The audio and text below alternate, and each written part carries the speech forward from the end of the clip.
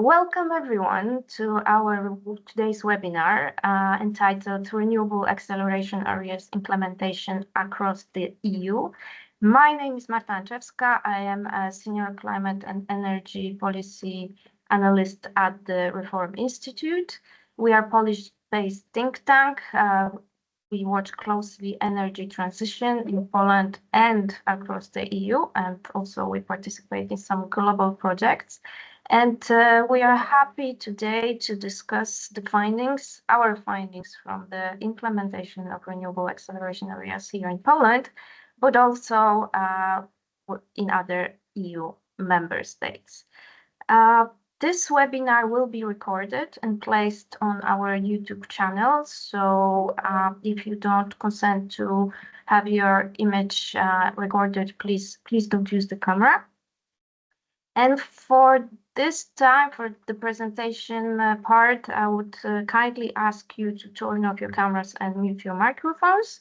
In the second part, which will start after the presentations, we warmly invite you all to participate in the discussion, to ask questions by raising your hand, putting your camera on, or just simply putting your questions in the chat. If you will have a question during the presentations, don't hesitate also to place it in the chat. My colleague Gabriela will pick it up and we will use it in the discussion. So let me introduce our guests. Today I have with me Martin Abel, the research fellow from klima. And we're also joined by Flore Belin, Renewable Energy Policy Coordinator from CAN Europe. Good morning. Dzień dobry. Dzień dobry.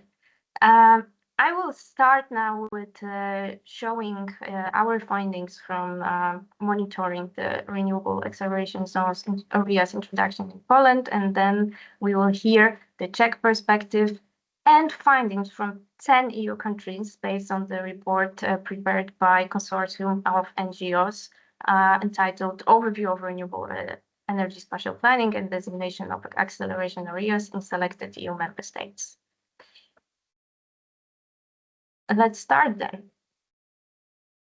For those of you for whom the renewable acceleration areas, it's a term that has never been heard before, that you never came across, let me just simply remind you. This is a term introduced into EU law through the Renewable Energy Directive update called RED III in November 2023. The aim is to speed up the rollout of renewable energy by shortening the permitting procedures to maximally 12 months in designated areas which present a low environmental risk.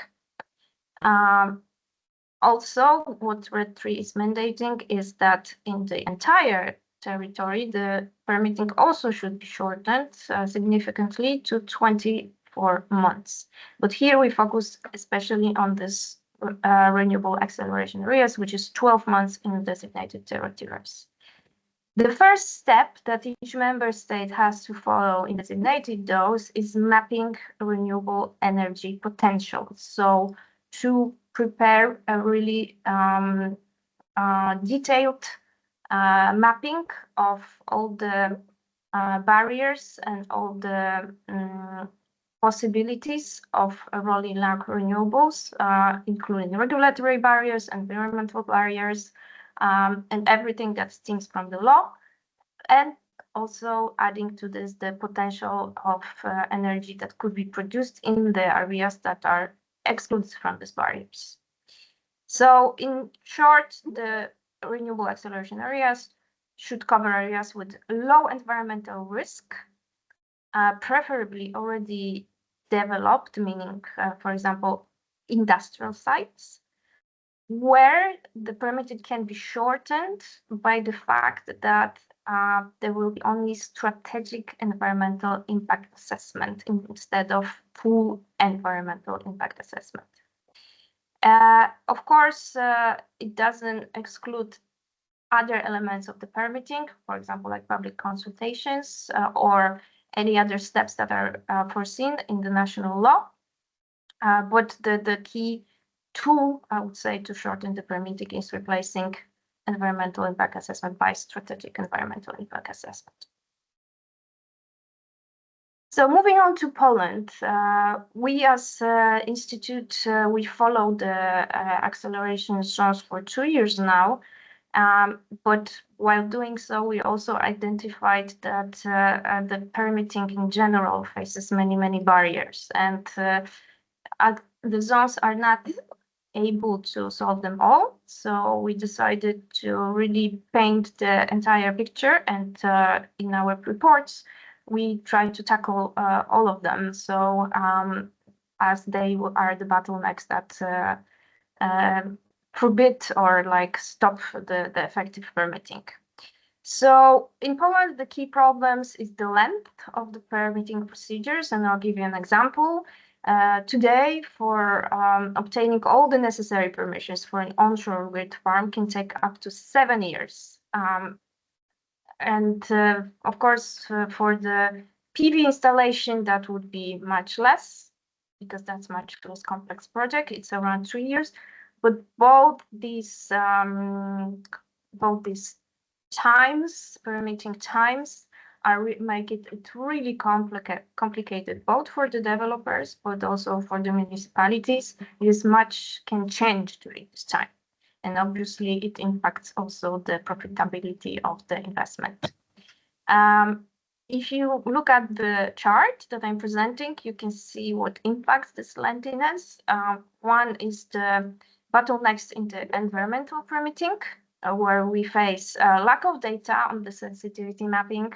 We face staff shortages in the institutions responsible for issuing the permits, but also the developers and the renewable industry faces the fact that in our country, where we have 16 voivodeships, and so 16 subregions in which there is one dedicated institution, Regional Directorate for Environment, each of them has a very big autonomy. It can have a very different logic in issuing the permits, environmental permits. So we believe that, and also we hear that the guidelines that could be issued countrywide could really address this problem, because today, depending on the territory, depending on the region, the environmental permit can differ a lot. The second bottleneck is planning. So here we talk about spatial planning. In Poland, the spatial planning is only now being improved. For many years, it was quite chaotic, I must say, which resulted in very scattered development. So our cities are really spread. There is really still quite big potential to build wherever a person wants. So we see a lot of buildings being built in the areas that could be safe from this infrastructure. So this impacts obviously the areas that are available for renewable installations, because renewable installations need to keep certain buffers from the buildings. The third big bottleneck is the grid connection, and I believe this is this is universal for the whole EU. So we lack connection capacity for new projects, but also we experience a big surge in connection applications, and only now the operators are trying to solve this issue, because it results in something we call the application inflation. So the developers are forced to apply whenever and wherever they can. In the meantime, some of these applications are just not expire, or not.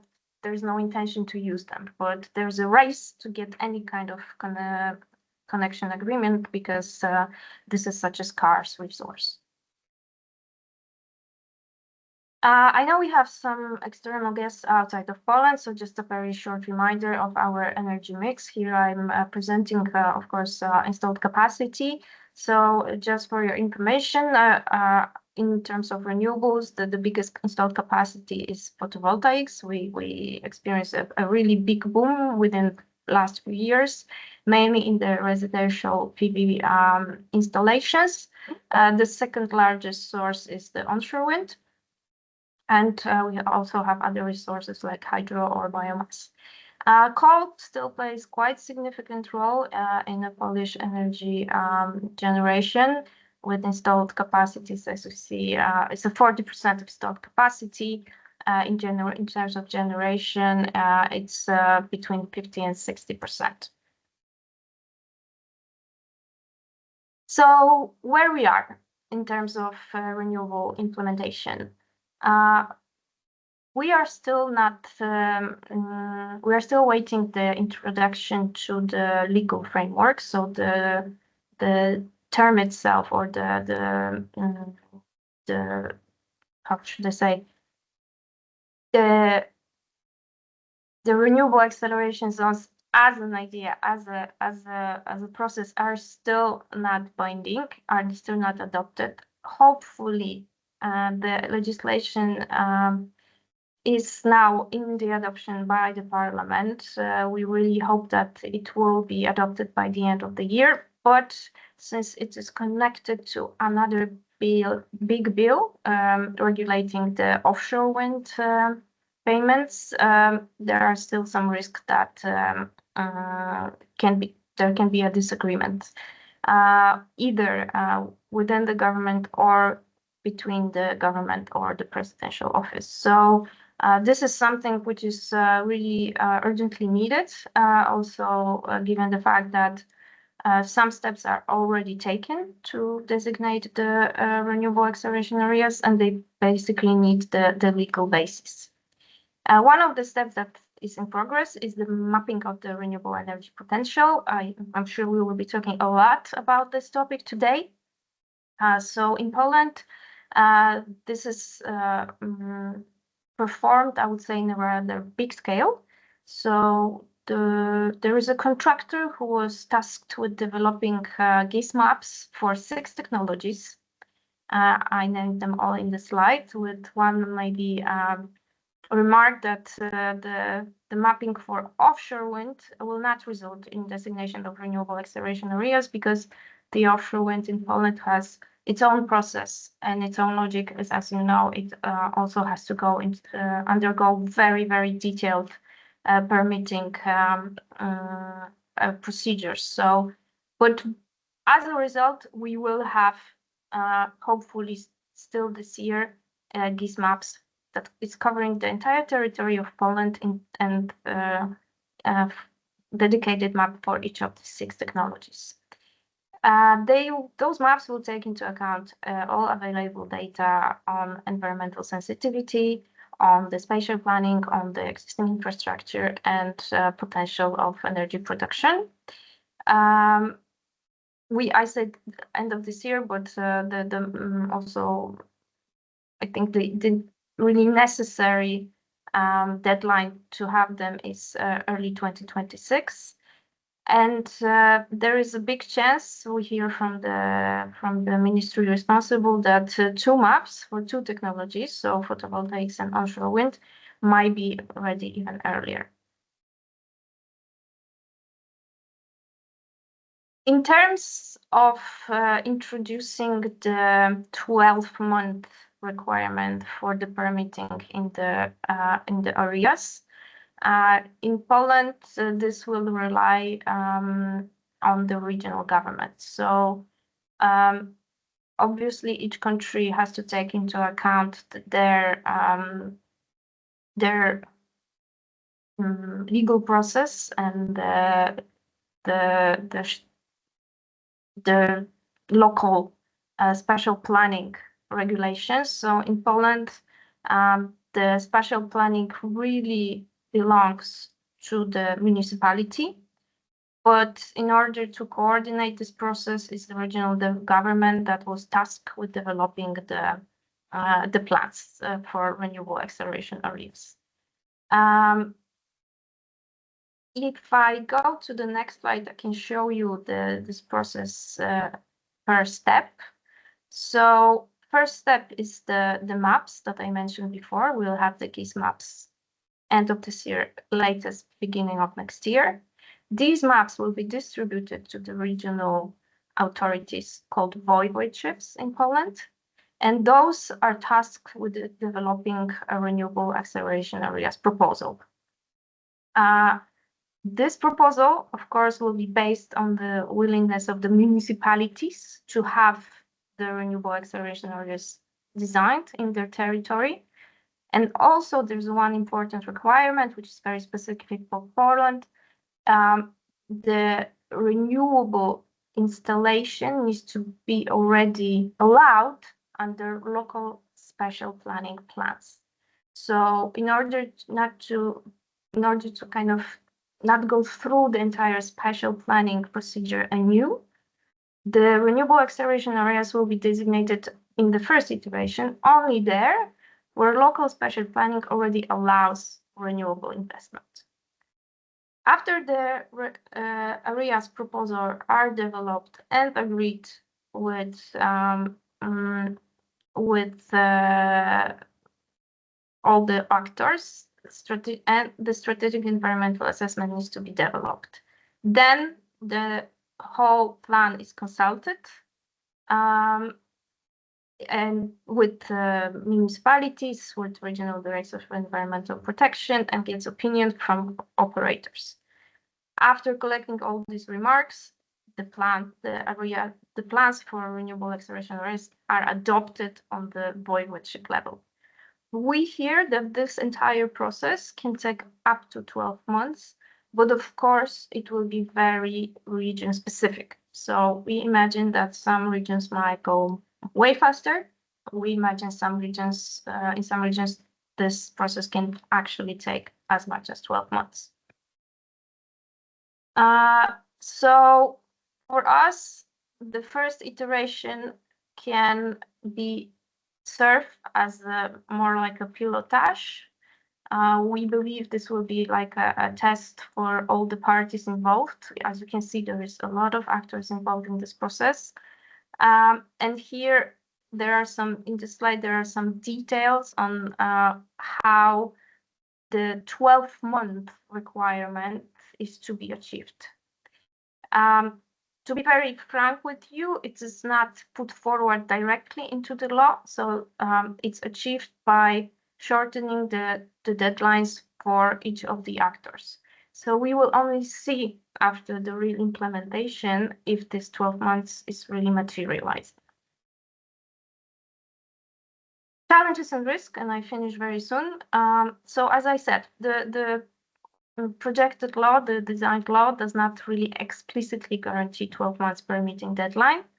So the investors who will be planning to place their installation in the renewable acceleration areas will face a lot of uncertainty, especially in the first iteration. They will have to decide whether it's better for them to go with their investment into the acceleration area or maybe just follow the normal procedure outside of the acceleration area. We are also afraid that the legislation might face some political challenges and not be adopted this quarter. And then, of course, the general barriers remain that I already listed in my first slide. What I would like to also mention that during our works, we realized that a few elements might also, even if the renewable acceleration area is successfully agreed by the voivodeship, there are still some more barriers that can impede this process, and it impedes the process also outside of the areas. This is the acoustic impact of the wind farms. Here I mean specifically the onshore technology, which can really narrow down the territory available for the projects even more. We now also, due to the current geopolitical situation, we see that many areas are excluded due to the setting military zones or like zones for the military airports or flights. And again, limited grid availability and uncertainty when the connection in the acceleration zone will be available. So, to summarize, we are waiting for next year to see how the design process will roll out, what effects it brings, and I'm quite sure there will be many learnings both for the legislators and for the developers from this process. I will stop here. Sorry for taking a little bit more time than foreseen. And now I'm happy to pass the floor to Martin to walk us through the status of implementation in the Czech Republic.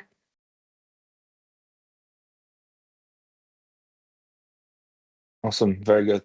Thank you very much. That was, I think, quite informative. And yeah, only to see how two countries, neighboring countries, so similar in many aspects, can have completely different approaches and realities.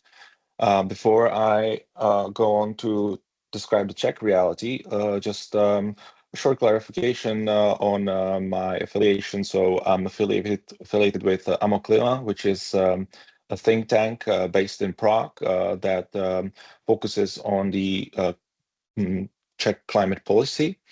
And but I also am a member of the mapping team at the Research Institute for Landscape, which is the one which was contracted by the Ministry of Environment in the Czech Republic over 2 years ago to map the potential renewable acceleration areas. All right, so let's go on to the next slide. I have five key takeaways, which could also be described as 5 key differences between Poland and the Czech Republic. So let's start with them. Number one, that we are planning areas for only wind and solar. That I think is quite straightforward. Second, that the law enacting renewables acceleration areas already was passed this year. So we do have a law in force, but that is not the same, and many will confuse it with either their existing renewables acceleration areas or there being a complete legal regulation for them. So yes, there is a foundation in law, but now the authorities still need some guidelines as to just how to work with them. So there are several various guidelines and methodologies that are now being prepared. Thirdly, we have already done the mapping some time ago, but again, that is not the same as designation. The formal designation process has not even started yet. And it will be done by the national, regional, and local governments. Again, another difference between us and Poland, because if we only left it to municipalities with spatial plans and those that would want, there would probably never be enough areas in the Czech Republic. So the national government decided to select a top tier areas that it would designate itself. And right now, if everything goes very well, we are 1 year from finalization of that. And I will talk about why it's perhaps a surprisingly long time. And lastly, I've been on many discussions of this sort about renewables acceleration areas, and very often, and it comes from non-practitioners. The idea that what we are facing is mostly squaring the development of renewables with nature protection, and I am certainly acknowledging that this kind of conflict exists to some extent. But at least in the Czech Republic, by far the most important limiting factors, if not most expensive limiting factors, where some of them were mentioned in the earlier presentation, the military interests, mostly about the military and civil aviation. That's obviously for wind power plants, which stand in the way of air traffic, and they distort the radar signals. Secondly, the existence of agriculture, because in the Czech Republic it was politically decided that on what is thought to be the most fertile soil, there would not be no PV at all. And I'm not talking only about renewables acceleration areas, but really in total, in general. And lastly, the landscape protection, which is a very tricky factor that is not prone to spatial, general spatial analysis, and it has to be tackled individually. And that proved to be a problem for both PV and wind. Okay, so let's continue to the next slide, and with to a very brief timeline for you just to imagine where it started and where we are.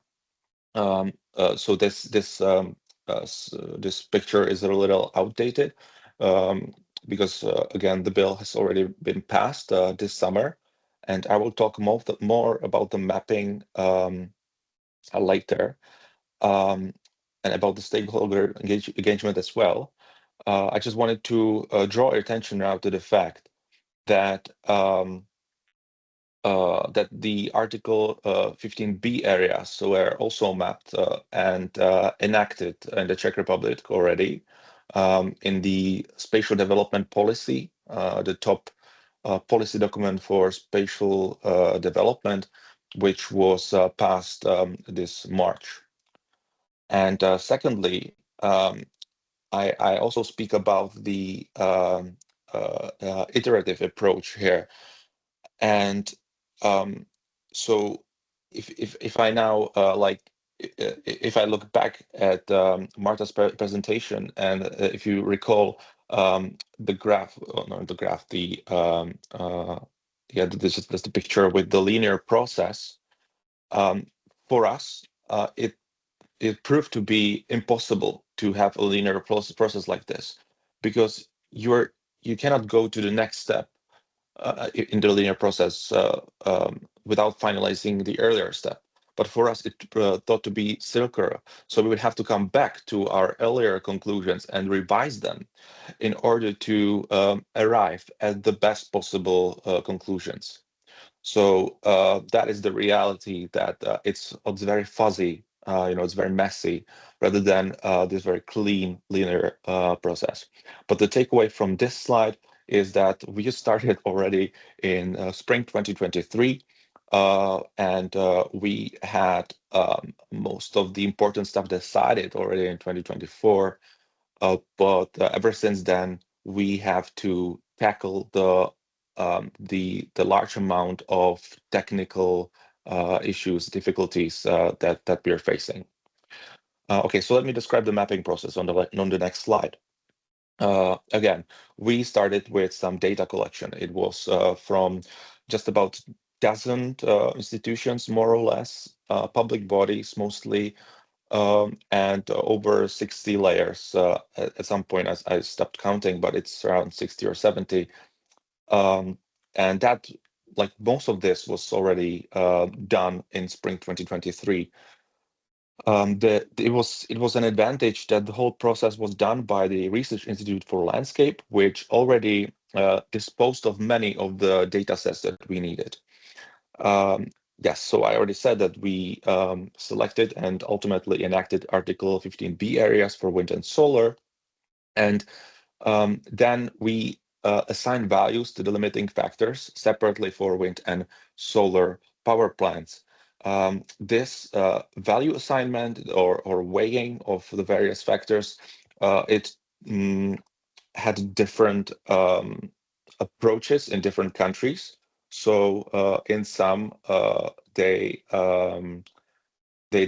use more sophisticated approaches. In the Czech Republic, it was really just about the stakeholder engagement, talking to the stakeholders and trying to assign, for instance, to for instance, the bird areas, the protected bird areas, one of the three colors of the traffic light system, which we decided to use. So as you can see on the map, there would be the red and yellow and green areas.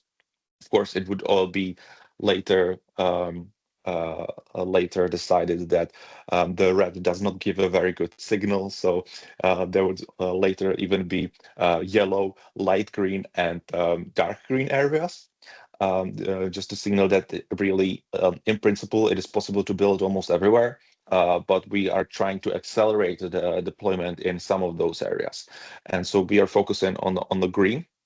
Whatever was left in a green color is something that we worked with later. But for wind, it was decided that we cannot use those 60,000 or so polygons, those 60,000 or so teeny tiny areas that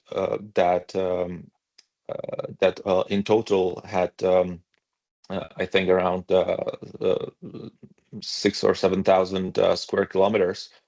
So we decided to use focal statistics. It's described on a picture on the right. When you are assigning a color to a specific hectare, for instance, or in this analysis to a specific pixel, you're not only looking at whatever value was assigned to the specific pixel, but also to what value was assigned to the pixels around it. So its final value, its final color, for instance, will be decided not only whether it is a protected bird area, or but also by what is surrounding it.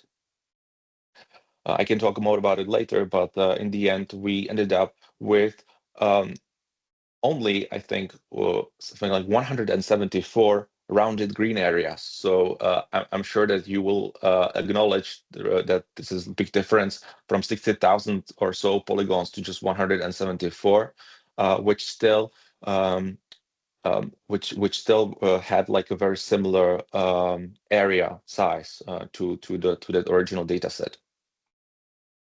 Okay, so all that has been done completely so far. Now the regional spatial planning bodies may use those results to designate RAAs. They don't have to do their own mapping analysis, of course. It's done centrally, and now they can use the data. And as I said, the national government decided to designate national priority top tier areas as well. And that is still kind of being this process is still being like kind of crystallized in these weeks, but we are looking at a very tiny area of solar for around 20 square kilometers. I can talk more about why it's so tiny, and much more roughly in higher hundreds of square kilometers for wind. Okay, let's go on. Let's look at the engagement. So the whole engagement of stakeholders started with the data collection. When we talk to public authorities, to the BirdLife, to Bat Conservation Society, we would often get questions. Hey, it's so nice that you talk to public authorities, but what about all those like birds, and bats? Surely you forgot about them. No, we didn't forget about anything important. There was an in-person invitation-only stakeholder consultations in 2023 and 2024, where we decided on all that traffic light system and also on just how those areas will be designated and how the deployment will be accelerated there. So we decided on the basic tenets of the future law. There were 2 rounds of in-person bilateral meetings with almost all the regions. Some of them ultimately chose not to cooperate, but it was important for the national government to try to involve those regions into this process. Then, of course, there was, as with any law, there was a formal consultation process with the new law. But if you ask about the public consultation, that is a sort of an Achilles heel of the Czech reality. We're not very good with public consultation, I'm afraid to say, and there has been none so far, and the process is rather non-transparent. The maps still remain secret, so officially I cannot even show you our current results of the mapping process. It is a political decision that has its reasons. So right now there was no general public consultation. Of course, later that will have to change as there will be public meetings, public consultation during the formal designation of those renewables acceleration areas in the various spatial plans. At the next slide, I listed some of the main challenges. It's quite entertaining because the barriers that Marta described for the current situation in Poland turn out to be very similar to the main challenges in designating the renewables acceleration areas in the Czech Republic. So, for instance, the lack of human resources, or the politics involved. So with the politics, what I mean here is that I think that from a sufficient distance, it looks like this whole mapping process, the designation process, is simply expert-led, expert-based, data evidence-based, and to a large extent it is.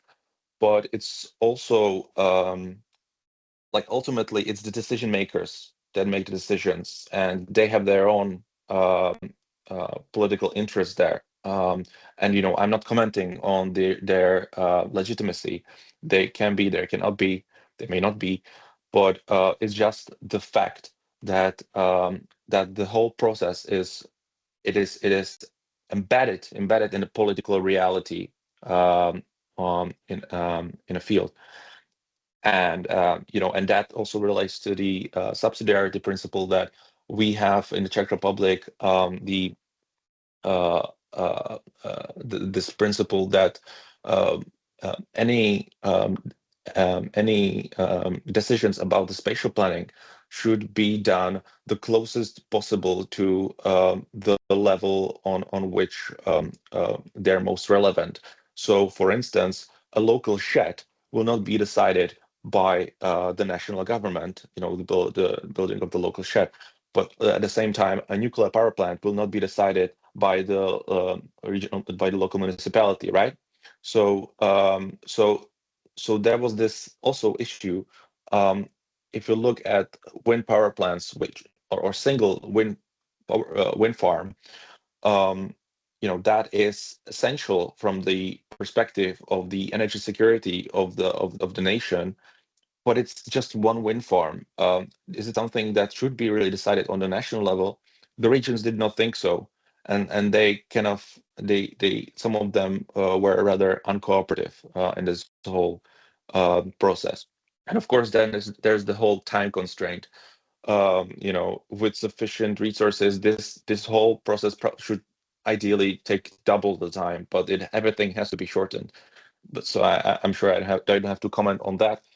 I can comment about the letter about the other stuff as well, but I know that my time is short, so I'll come back to my large slide, and that describes the what's happening right now and what will happen in the next few months. So yeah, ultimately from those over 170 areas, we only selected. It's around 60 of them right now that would be included in the in the National Spatial Development Plan. You can call it the spatial plan of the whole country, and they will have again something under 1,000 square kilometers.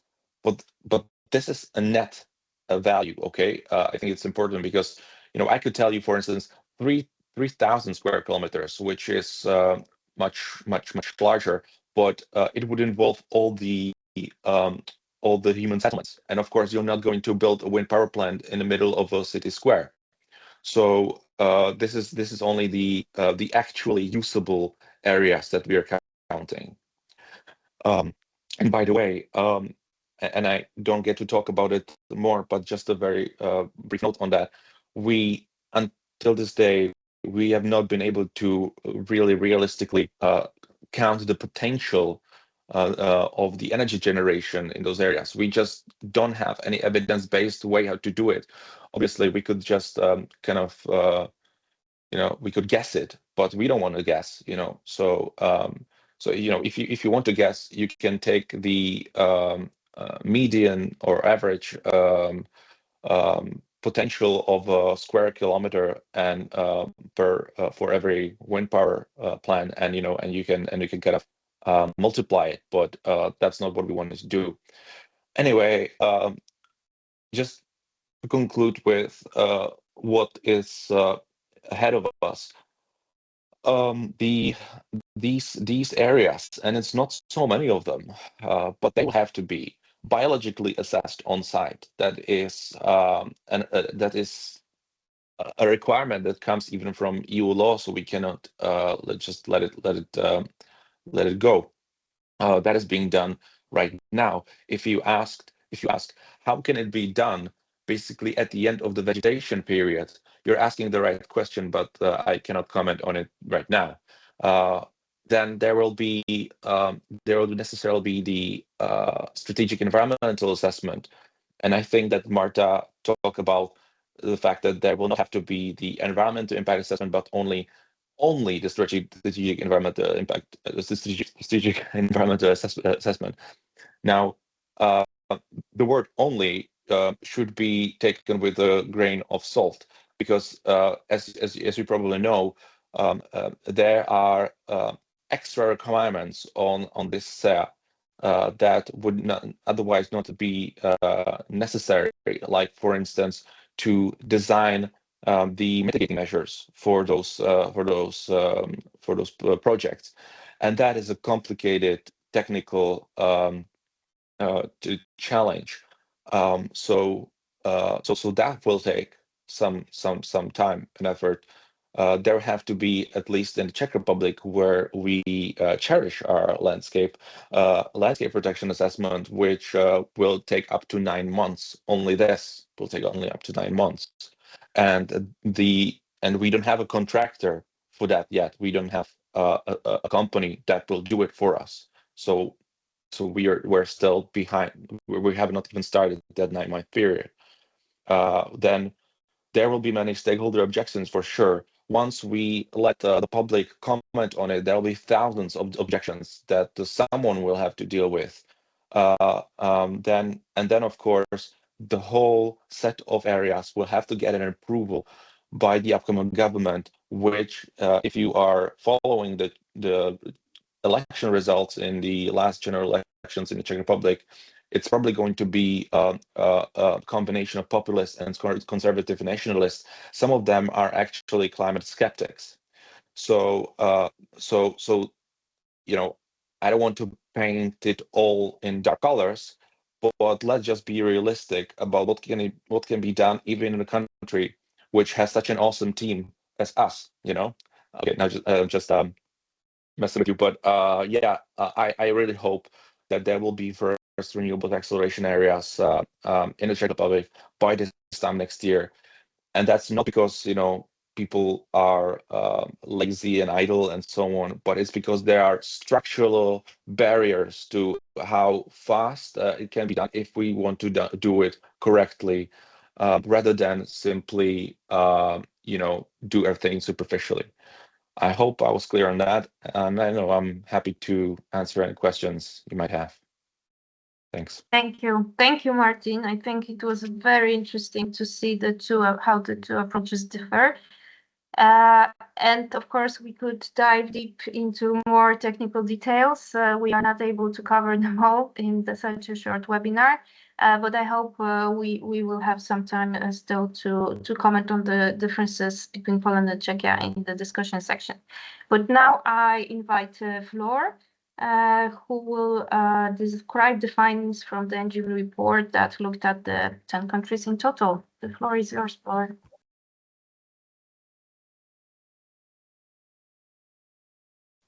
Yes, thank you very much, everybody. I hope that you can hear me well and that you can see me well. Yes, see and hear. So while the webinar was started, my neighbor decided to drill into Hammer. So I will speak as loud as possible. This is sometimes the live situation. So please let me know if there's any issues. But in any case, you'll receive the slides.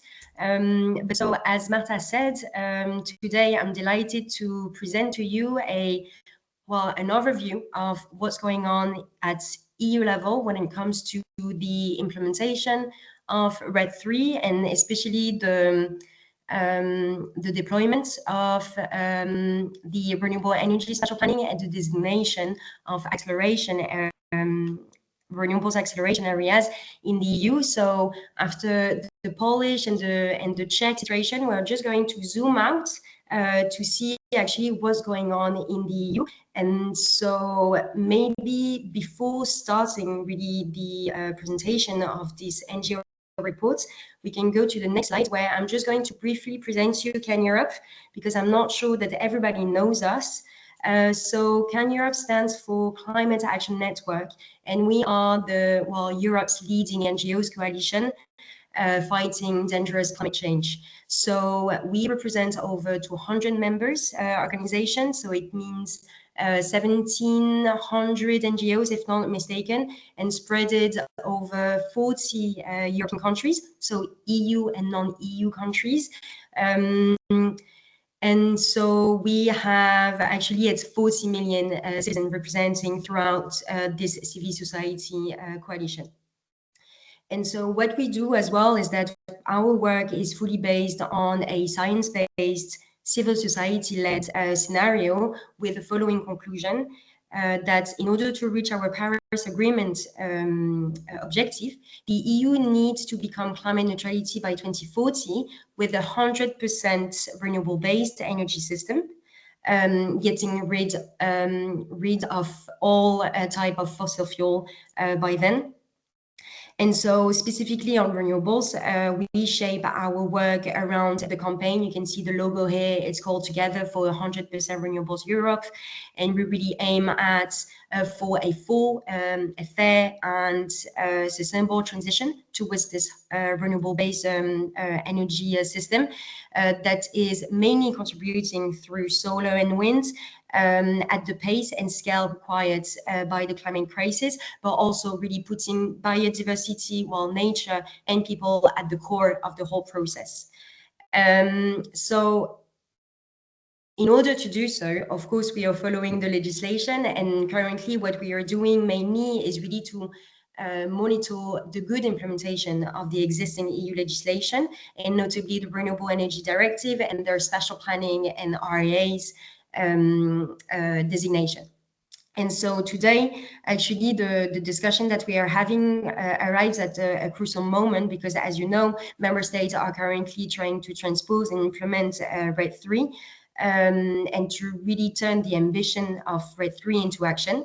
So, because we fully believe that through this spatial planning, Marta already talked about the permitting issue, there are some bottlenecks, and we know that spatial planning and RAAs can really become a backbone for this fair and nature positive energy transition. But if it's transposed actually timely and properly. So maybe just to emphasize on this is that it's really now currently in the EU, we're really working on how and where we want to build our renewables. As Martin actually also said it, Martin, it's going to shape our landscape, our ecosystem, also the economic perspective, but also our communities and our biodiversity landscape. And so we really need to be careful of where we want to put our renewables. It's really on the right place. So while also safeguarding our biodiversity and ensuring a meaningful public participation and engagement. So that was a little bit already discussed. We can see that there's already some remaining barriers here, but it will be further discussed as well when we talk about the reports. And so talking about the reports, we can go to the next slide. So in the context that I just presented to you, the EU NGOs just published a report, so it's Can Europe, but together with WWF, BirdLife, the European Environmental Bureau, the Nature Conservancy, and actually with a big support of the Oeko-Institut, we published this month this NGO report that really gives an overview of some EU, selected EU countries, member states. You can see the flags here, but so it's Croatia, Czechia, Estonia, France, Germany, Greece, Italy, Poland, Portugal, and Spain. And so these EU countries actually were selected because we have the experience and the expertise in our network. And so this follow-up report, just so you know, is, as I said, it's a follow-up report. So we have an initial report. You can see the two links in this slide. And the two reports were built upon some questions. So first of all is how our member states are actually doing when it comes to the implementation of RED III. How do we do so far? So in terms of the transposition into the national law, but also the real implementation concretely, how do they do with the special planning exercise?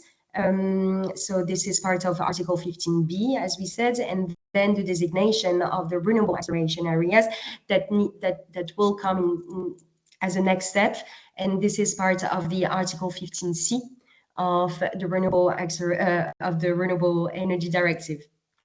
Then we have this question that we like to answer in our report is which effective approaches actually exist currently within these member states, and then what barriers actually still remain. Is it still the same? Are there new barriers actually coming up? And then based on this, what actionable recommendation can we deduce from them? And so this is specific to the selected member states, and then but also with the higher EU level recommendation. So you can click on the link for this report, and you'll see there's really the some chapter for every member state, and then a chapter for the overarching insight when it comes to the EU level. Then we can go to the next slide actually.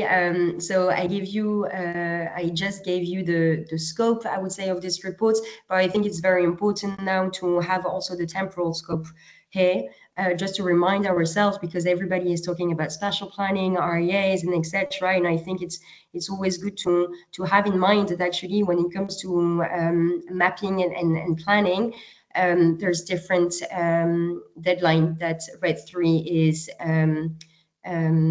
putting into stone. So first of all, we had in July 2024 the obligation when it comes to permitting, and so that was, for instance, for the creation of a one-stop shop, but also the digitalization process for permitting.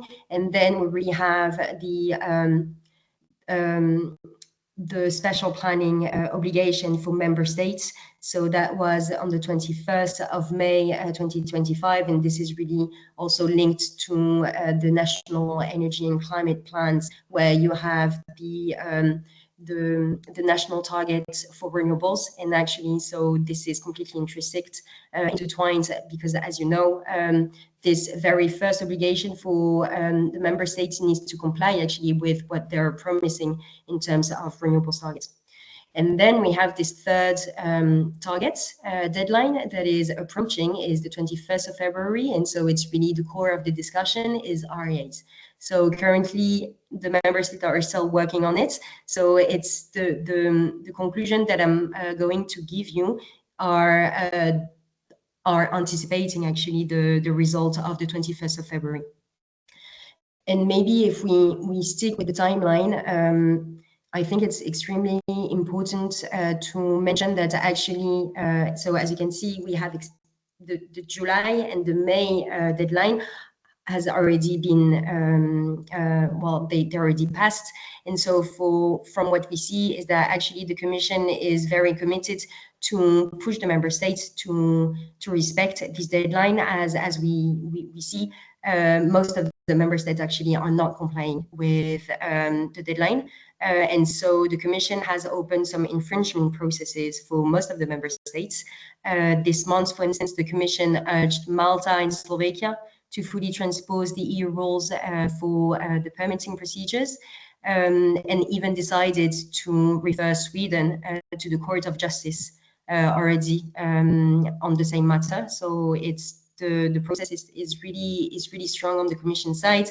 And on Poland, maybe if I may also, is we also heard that this month the Commission has also referred Poland to the court when it comes to their national energy and climate plans submission for this cycle.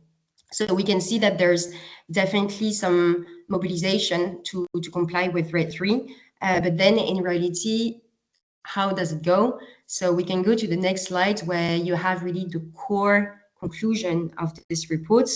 And what we see is that almost 10 of the selected member states that we are assessing have launched some form of mapping or integrated the RED 3 requirements into the planning framework. So this table, of course, simplifies the whole process. It's much more complex than this, because actually with Marta's and Martin's presentation, we could see that actually there's for the 27 member states, there's 27 processes. And so we need to respect this as well. But here, maybe I can give you some short conclusion. So first of all, maybe regarding the transposition of the law, we can see that most countries have integrated RED 3 principle, but then the legal alignment remains quite patchy and uneven, and particularly when you can see that some member states had already some pre-existing framework that clashes now with the EU requirements. So for instance, in France or Germany. Now we can see that there are some really good advancements. So Czechia, actually, but also Estonia, Germany, Italy, Portugal, and also partly Croatia. There's some pending and delays for some countries, but we can see that there were some openings. So for instance, in Spain, also in Poland, actually. But then we can see it has been quite fragmented in terms of processes, because sometimes because of political changes, and that was also mentioned in the previous presentations. Then if we go to the second line, so really the implementation of thank you. So the mapping of the coordinating spatial planning, so we call it the coordinated areas in our report. You will have the definition in the report to fully understand this. But so maybe for the key takeaways is that mapping activities are definitely progressing in most countries, but consistency and coordination between the different level of decision making, the different stakeholders, and legal framework are definitely a key challenge. And then maybe to move on, we have then the designation of the renewable acceleration areas. So as said in Article 15C, and so it's still very in a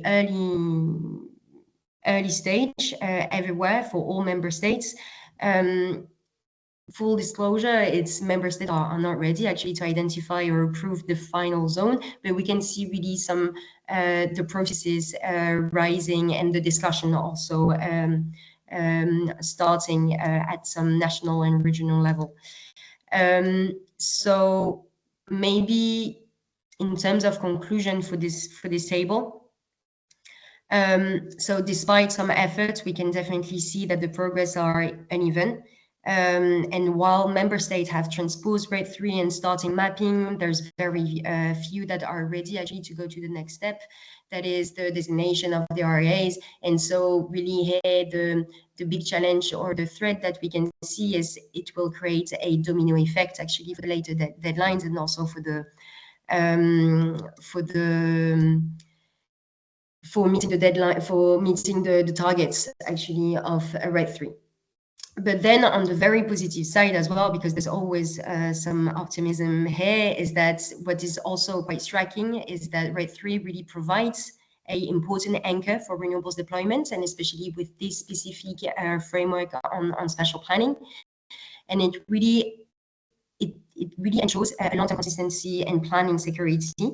And I think that here we all agree with this. And so this is, maybe we can go already to the next slide. This is something that we need as a conclusion really to face here, because currently the EU landscape, the EU debate and the national debate are thinking of some simplification or some other words that may actually lead to some reopening to the legislation. And what we say is that no, actually we need first to implement, and the implementation at national level with their own national perspective will create some simplification then. And there's some other bottlenecks here that we see that has been identified in the reports, but overall what we need is really a systemic perspective of the spatial planning, and also in identifying the existing barriers. So here I listed some barriers that were identified at, I would say, like as a summary for all the 10 member states. So definitely, so as I said, the delays of transposition, then actually the lack of political momentum.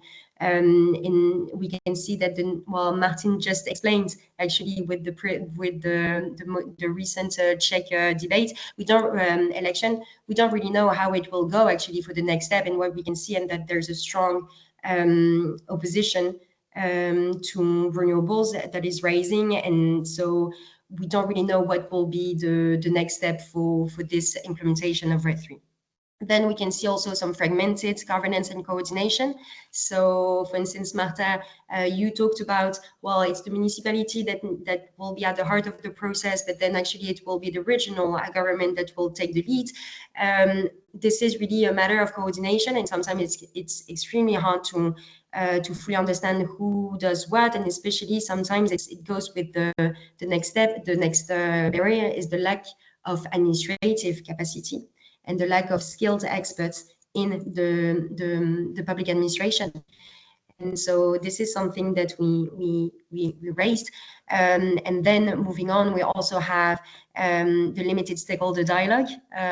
So this is something that was also mentioned, and definitely this is something that we push for. And also something very technical but extremely important is the data. We see that there's a lack of data to really understand which zones needs to be designated as acceleration areas, and these data come from different areas, and so this is really important that we have data that is as accessible and transparent as possible in the process, and especially when it comes to grids. Grids was also mentioned, but grids is also extremely important when it comes to to designating the areas that have renewables, but also the connection to the grids. We can go to the next slide with actually based on the barriers that were identified and the current situation that we have seen in the 10 member states, the recommendation that we have. So I see that we don't really have a lot of time. I don't know if I have time to go into the 7 recommendation, but what I can say is that within these 7 recommendation, we have structural, technical, political, and administrative recommendation. So for us, the one that really struck us, I would say, in the 10 member states is the second one. It's really to ensure a sustained political commitment through the swift transposition of RED III. And this, for instance, so we have Czechia, but also the very most recent example is France. The last government lasted 14 hours. So we don't really know how it will happen for the next step. And there's other member states like this. And so this is something that we're definitely calling, is that we need political stability. And it's not the implementation of RED III that is the issue. There are definitely some other barriers that we need to overcome.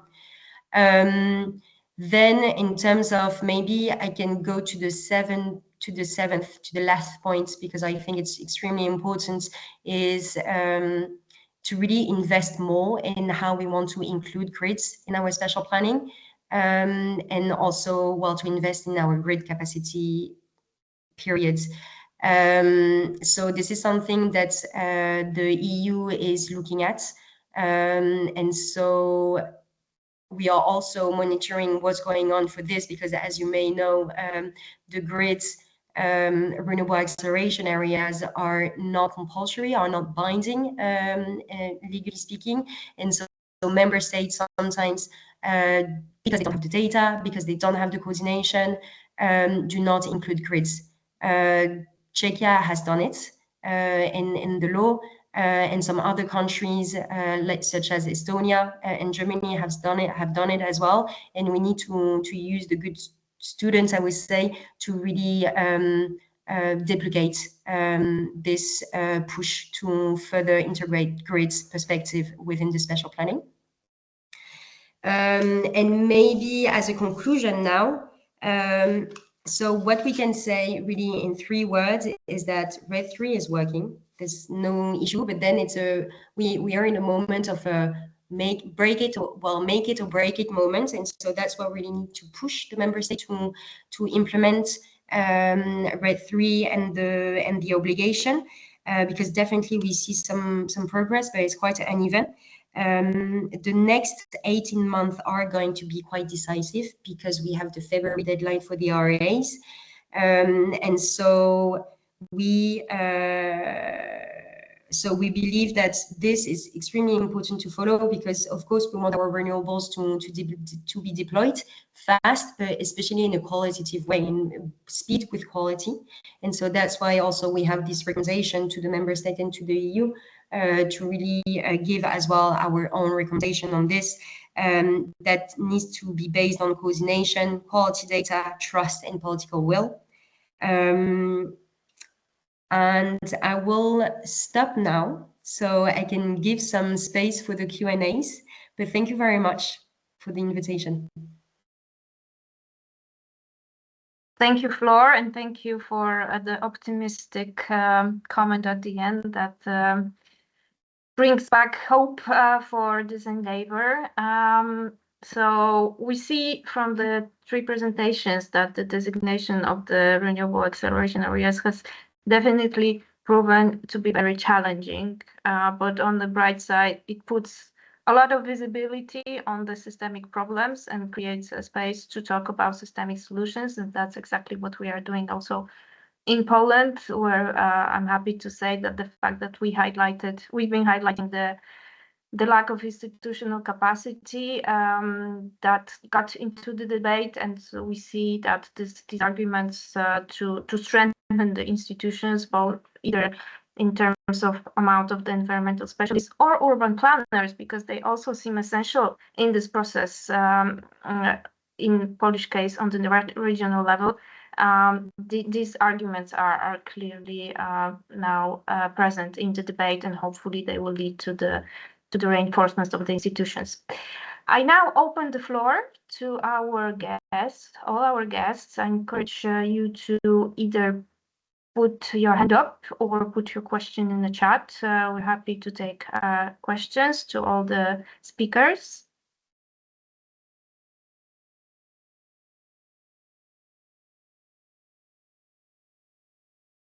I see I have first question.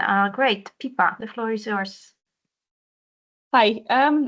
Yeah, thanks very much. It was really interesting to hear the updates, because sorry, I haven't put my camera. Yeah, I'm based in Croatia, where indeed the situation is quite at an early stage still. When the RED 3 was being developed, I mean, a lot of us were very critical about the permitting provisions, and I mean, we are still very worried, to be honest, about how the lack of EIA is going to play out. Because I mean, I'm working on Southeast Europe generally, both on EU and non-EU countries. And we've hardly got the EIA and appropriate assessment process to work the first time round, and now we are getting the signal from Brussels that it can be kind of skipped, and they'll turn, not only they'll turn a blind eye, but it's officially allowed to skip it in these renewables acceleration areas. So my question is about really whether there has been any kind of discussion about this in the countries where the process is more advanced of transposition and implementation, whether you've encountered, if the renewable acceleration areas are not yet designated. I understand that there might not be that much experience in Poland and Czech Republic, but I was wondering, for example, about other countries that CAN has been monitoring. What is the situation? We are very much expecting a strong uptick in public resistance to be also fueled by this fact that EIAs are not required anymore for certain projects. So yeah, my question is really about the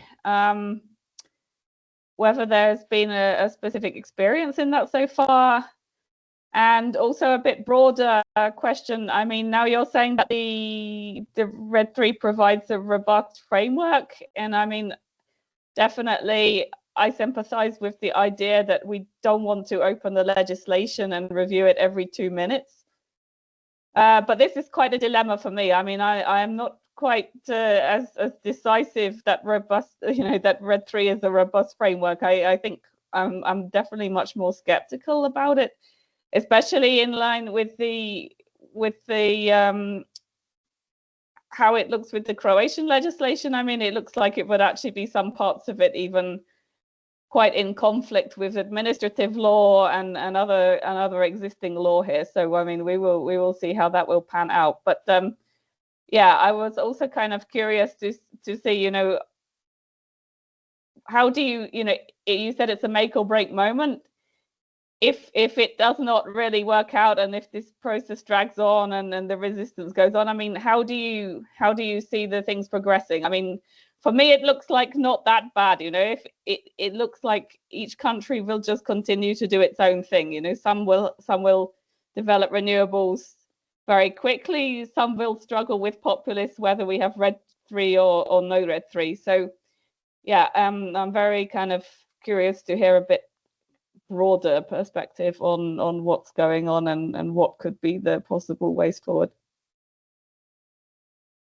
Thank you, Pippa. Flore, I guess the question was mainly to you, so I give you the floor. Yes, thank you very much, Pippa. Actually, these are extremely important and interesting questions. I see where you come from regarding the environmental impact assessment, because indeed this is one of the big debates that we are having in the EU, in the way that some people are saying that the environmental impact assessments are too cumbersome and slows down the processes when it comes to the permit granting. So definitely in the reports, what we have seen is that this is what is perceived, notably because of some political narrative. But actually, there's much more important barriers to tackle, and these are the ones that we have identified. And definitely for us, it's really the gaps of data, notably for the environmental perspective, but also the lack of clear governance, and also the grid constraints as well. This is something that is extremely important actually when it comes to the permit granting. So this is what I can say.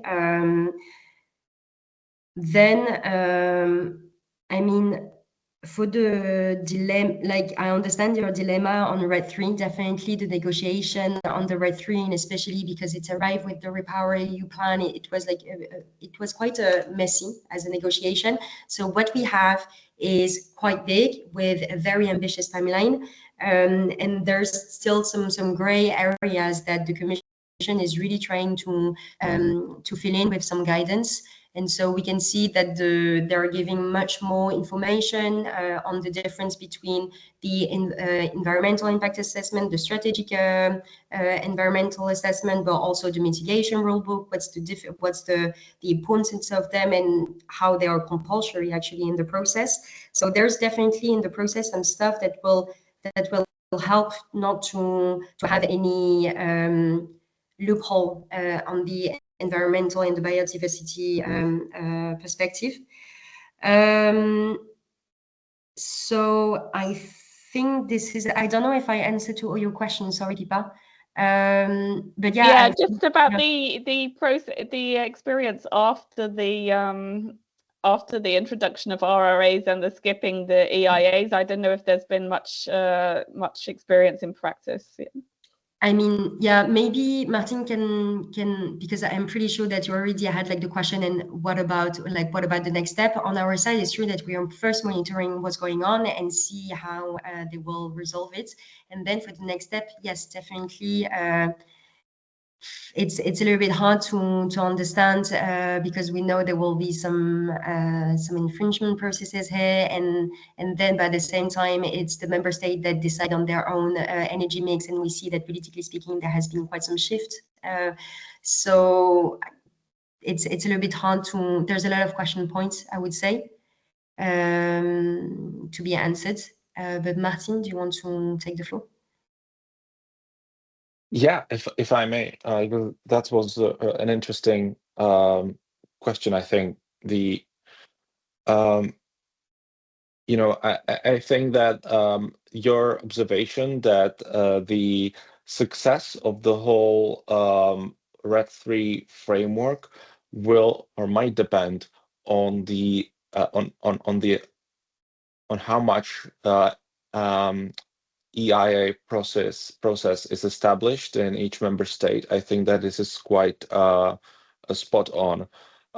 There are big differences in how the environmental impact assessment is established in various member states, but that surely is not, I think, a reason to criticize a directive, because that's just the reality of the European Union, that there's like 27 different jurisdictions and everyday realities, and the European legislator has to deal with that. But then there's the question: if the legislator thought that it can have the cake and eat it too, because sometimes it appears to me that way, that that we're thinking, oh yeah, we are gonna create those areas in all those like brownfields, and we're gonna have a lot of energy generation, and all those other public interests will not be affected. I just don't think that can be the case. And I think that the key word there will be compromise. That there will have to be a compromise made between those various public interests. And yes, again, the strength of that compromise might just depend on the environmental impact assessment procedures and their robustness in each member state. In the Czech Republic, if I may simplify it quite a lot, we had two camps. On the one hand, like big renewables progressives who would say, we understand that you want to protect nature, but this is climate change we're talking about, and the Czech Republic has the lowest amount of new renewables in the whole EU. We have to build fast. And then there was the second camp, which said, yeah, we understand that we have to decarbonize, but that should not mean compromising the environmental protection that we worked so hard to establish. And both these groups have a point. And so then there's this third group, people who are working on this policy like me, wedged between these two. And yes, we are just trying to do the almost impossible of guaranteeing sufficient protection of the environment in the whole process, while making it much faster than it is right now, while simplifying it much more than it is right now. So the challenge is there. I think that at the end of the day, it cannot be resolved on a very like general plane, but it has to be resolved by tackling each technical difficulty individually, and by by the right political will. Because if the political will to make that very difficult compromise is not there, then it is very difficult indeed. Thank you both. If I may add to that, I think also on the question about the environmental impact assessment, the interpretation, for example, in Poland, is that the environmental institution still has a say whether the strategic impact assessment is enough, and in some cases it can decide that no, and the individual assessment will be needed. So it doesn't mean giving up on nature. It doesn't mean giving up on the environment protection. It's possible to design the process in a way that the CEA will be only in places where we are really, really sure the risks are low. So we don't need to then, put the environment up to risk.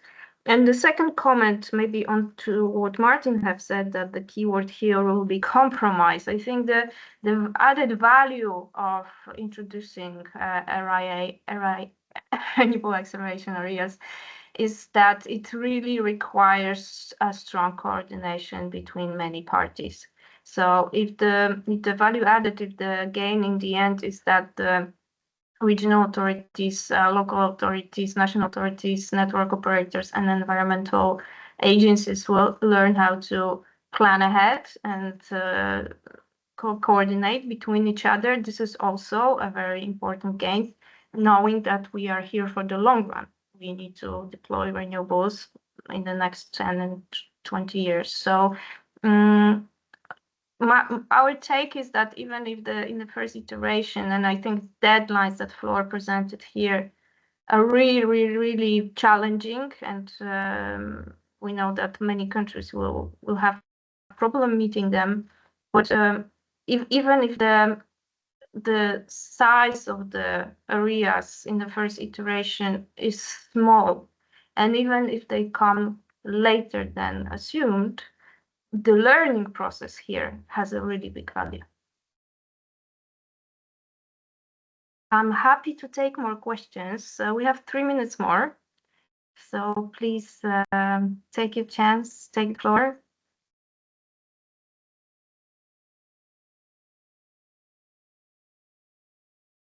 If not, we'll assume that everything was very explanatory and there are no more doubts about RAAs.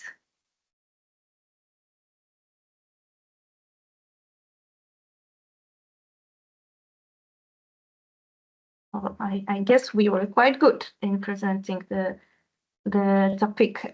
Maybe I will come back quickly then to the differences between Poland and Czechia, because I found it fascinating. Martin, you have said that you have decided not to identify the potential, not to decide how many gigawatts of installed capacity can be gained with RAAs. While in Poland, our institutions are trying to do exactly that. We still don't see the result, but we are hopeful.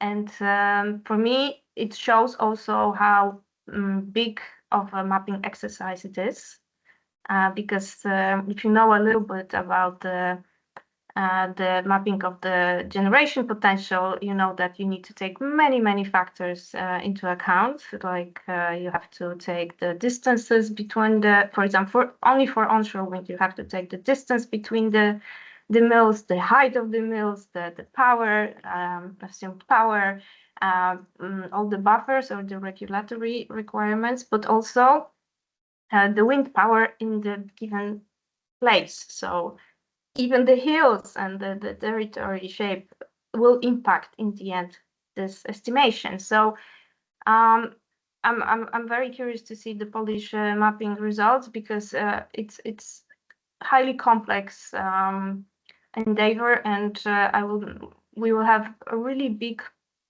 new knowledge in hand if this is delivered. Yeah, I think we're intrigued as well. You should make another webinar once the results are out there. Well, we hope that the Ministry of Climate and Environment will be happy to join us and present the results. All right. If there are no further questions, I would like to thank you everyone for your time. Thank you to our wonderful speakers. To those who are watching this recording on the YouTube, you will find the links to the presentation, all the mentioned reports in the description of the video. And I invite you to follow us and join our other webinars.